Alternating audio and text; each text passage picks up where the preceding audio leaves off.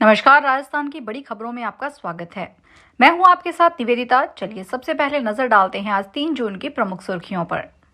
जयपुर में आंधी से फार्म हाउस की दीवार गिरी, बीकानेर समेत 7 जिलों में बारिश। झुंझुनू में खेल मैदान में उतरा सेना का हेलीकॉप्टर। टेस्ला फिलहाल भारत में कारें नहीं बनाएगी, केंद्रीय मंत्री कुमारस्वामी ने कहा। कंपनी की मैन्युफैक्चरिंग में कोई दिलचस्पी नहीं। एसआई पेपर लीक मामला, आरपीएससी के पूर्व मेंबर की बेटी को सुप्रीम कोर्ट से मिली जमानत। सांसद हनुमान बेनीवाल की मांग पर मोदी के मंत्री का एक्शन, भजनलाल सरकार से मांगा जवाब। दौसा में कृषि विभाग की टीम देख दुकान बंद कर भागे, खरीफ सीजन से पहले बीज के सैंपल लिए। ये थी आज की बड़ी सुर्खियां। अब जानेंगे और भी खबरें विस्तार से।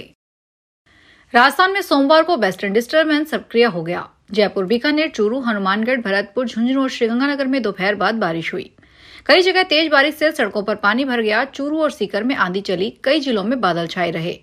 जयपुर जिले के जटवाड़ा गांव में आंधी के कारण फार्म हाउस की दीवार गिर गई। इस दौरान दीवार के पास खड़ी महिला शांति देवी की मलबे में दबने से मौत हो गई। हनुमानगढ़ में रविवार रात नगराना टोल प्लाजा के पास आंधी के कारण बाइक बेकाबू होकर सड़क के किनारे लगे संकेतक से टकरा गई। इसमें बाइक सवार पति पत्नी घायल हो गए। युवक लखवीर सिंह की आज सुबह इलाज के दौरान मौत हो गई। मौसम विशेषज्ञों ने बताया कि इस सिस्टम का असर मंगलवार को ज्यादा रहेगा। मंगलवार को प्रदेश के 21 जिलों में बारिश का ऑरेंज अलर्ट जारी किया गया है। वहीं 10 जिलों में येलो अलर्ट है। 4, 5 और 6 जून को भी बारिश का अलर्ट जारी किया गया है। खराब मौसम के कारण भारतीय वायुसेना के एक हेलीकॉप्टर को सोमवार दोपहर झुंझुनू में 2 बार लैंडिंग करनी पड़ी। हेलीकॉप्टर जयपुर से हिसार जा रहा था और इसमें 2 जवान सवार थे जो पूरी तरह सुरक्षित हैं। हेलीकॉप्टर को देखने के लिए ग्रामीणों की भीड़ जुट गई। वायुसेना का यह हेलीकॉप्टर पहले सिंथल पंचायत के राजस्व गांव रामलालपुरा के मुक्तिधाम के पास खेल मैदान में उतरा। अचानक हुई इस लैंडिंग को देखने के लिए ग्रामीणों की भारी भीड़ जमा हो गई। हेलीकॉप्टर और दोनों जवान सुरक्षित हैं। करीब 1 घंटे तक रामलालपुरा में रुकने के बाद मौसम में थोड़ा सुधार होने पर हेलीकॉप्टर ने दोबारा उड़ान भरी। एलोन मस्क की electric car maker company Tesla फिलहाल भारत में कारें बनाने की योजना नहीं बना रही है। भारी उद्योग मंत्री एचडी कुमारस्वामी ने सोमवार को कहा कि टेस्ला सिर्फ 2 शोरूम खोलना चाहती है, मैन्युफैक्चरिंग में उसकी कोई दिलचस्पी नहीं है। कंपनी ने मुंबई के बांद्रा कुर्ला कॉम्प्लेक्स में शोरूम के लिए जगह फाइनल की है और 25 से ज्यादा लोगों की भर्ती भी कर ली है, लेकिन लोकल प्रोडक्शन अभी कंपनी के एजेंडे में नहीं है। एलोन मस्क की electric car company Tesla Bharat में अपनी entry direct to customer business करेगी। राजस्थान सब इंस्पेक्टर भर्ती परीक्षा 2021 के बहुचर्चित पेपर लीक मामले में एक नया मोड़ आया है। राजस्थान लोक सेवा आयोग के पूर्व सदस्य रामूराम राइका की बेटी शोभा राइका को सुप्रीम कोर्ट से जमानत मिल गई है। साथ ही इस मामले में आरोपित विजेंद्र और सुरेश को भी सुप्रीम कोर्ट से राहत दी है। 1 सितंबर 2023 को एसओजी ने रामूराम राइका को गिरफ्तार किया था। अब तक इस मामले में 80 से अधिक लोग गिरफ्तार किए जा चुके हैं, जिसमें 50 ट्रेनी एसआई शामिल हैं। राजस्थान के सरिस्का और नाहरगढ़ सेंचुरी क्षेत्रों में अवैध कमर्शियल गतिविधियों के खिलाफ केंद्र सरकार ने बड़ा कदम उठाया है। राष्ट्रीय लोकतांत्रिक पार्टी के सुप्रीमो और नागौर सांसद हनुमान बेनीवाल की मांग पर केंद्रीय पर्यावरण, वन एवं जलवायु परिवर्तन मंत्रालय ने राजस्थान सरकार से इन अभ्यारण्यों में हो रही अनियमितताओं पर वे डिटेल रिपोर्ट तलब की है। Rajasthan medical services corporation limited की एक टीम बाड़मेर हॉस्पिटल में बंद पड़ा ऑक्सीजन प्लांट का निरीक्षण करने के लिए पहुंची है।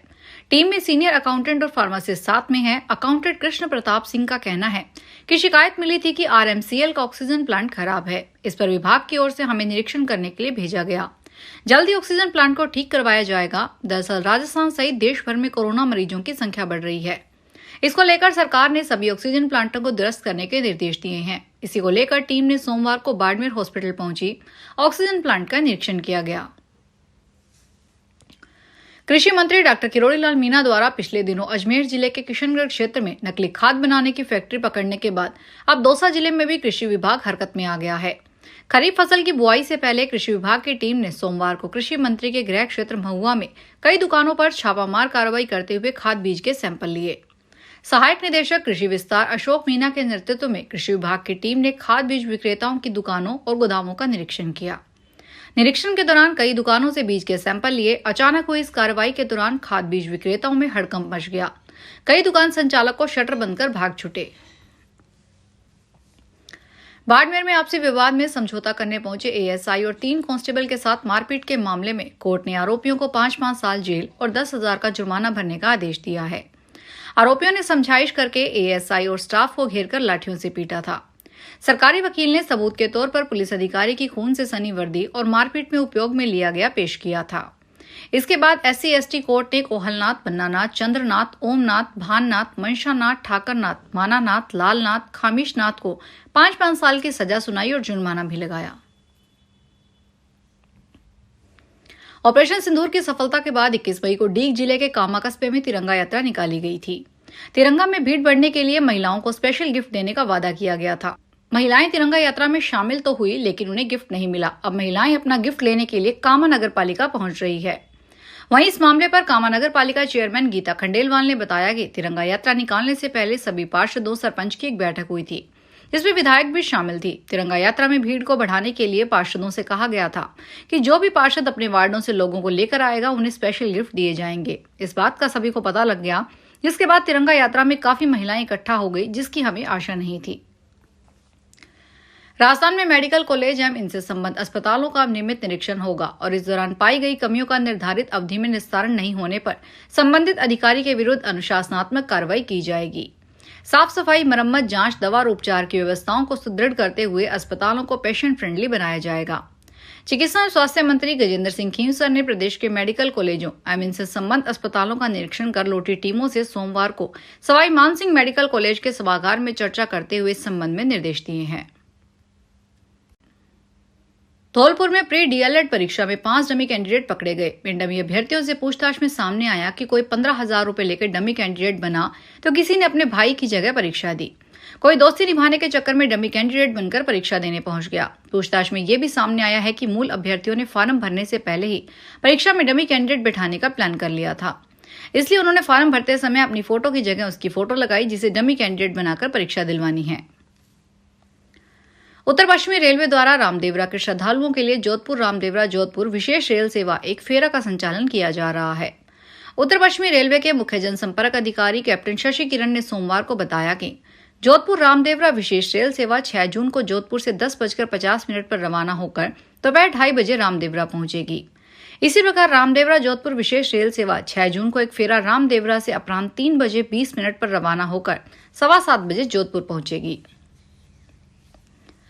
चूरू में एक ऐसा गिरोह सक्रिय है जो लोगों को सरकारी योजनाओं का लाभ दिलाने का झांसा देकर उनके नाम पर फर्जी तरीके से बैंक खाता खुलवाता है। फिर इन बैंक खातों में ऑनलाइन गेमिंग, सट्टे की अवैध रकम का लेन देन किया जाता है। कोतवाली थाना पुलिस ने इस मामले में अभी 6 नामजद व अन्य लोगों के खिलाफ मामला दर्ज किया है। पुलिस का दावा है कि जल्द इस गिरोह का खुलासा कर दिया जाएगा।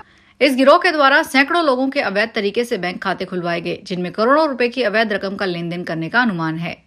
कोतवाली थानाधिकारी सुखराम चोटिया ने बताया कि पुलिस ने इस मामले में संजय कुमार सैनी, जावेद खान, गोपाल स्वामी, करण सैनी, किशोर सैनी, अयान उर्फ जजान व अन्य खिलाफ मामला दर्ज किया है। राजस्थान के पशुपालन, गोपालन और देवस्थान मंत्री जोराराम कुमावत ने कहा कि प्रधानमंत्री नरेंद्र मोदी के संवेदनशील मार्गदर्शन और मुख्यमंत्री भजनलाल शर्मा के कुशल नेतृत्व में राज्य सरकार पशुओं के कल्याण के प्रति समर्पित होकर काम कर रही है। लंपी रोग से बचाने के लिए 1,11,00,000 से अधिक गोवंशीय पशुओं का टीकाकरण किया जाएगा। श्री कुमावत सोमवार को सांगानेर स्थित पिंजरापोल गौशाला में लंपी रोग से बचाव के लिए राज्य स्तरीय टीकाकरण अभियान के शुभारंभ के अवसर पर बोल रहे थे। श्री कुमावत ने कहा कि लंपी रोग पशुओं के लिए एक जानलेवा रोग है जो संक्रामक भी है। 15 साल बाद समदड़ी भीलड़ी रेलखंड के 2 अहम रेलवे स्टेशन जालोर और भीनमाल पर फिर से लगेज और पार्सल की सुविधा शुरू होने वाली है। रेलवे के कॉमर्शियल डिपार्टमेंट की टीम ने इसके लिए 2 स्तरीय सर्वे किया है। सर्वे के बाद जालोर और भीनमाल दोनों ही स्टेशन पर इस सुविधा के लिए रिपोर्ट पॉजिटिव भेजी गई है। इस सुविधा के शुरू होने के बाद देश के किसी भी हिस्से के लिए जालोर में रेलवे लगेज पार्सल सुविधा मुहैया हो सकेगी। यही नहीं, किसी भी हिस्से के लिए यहां से लगेज भेजा भी जा सकेगा। आज इस बुलेटिन में इतना ही। देखते रहिए SPT न्यूज। धन्यवाद।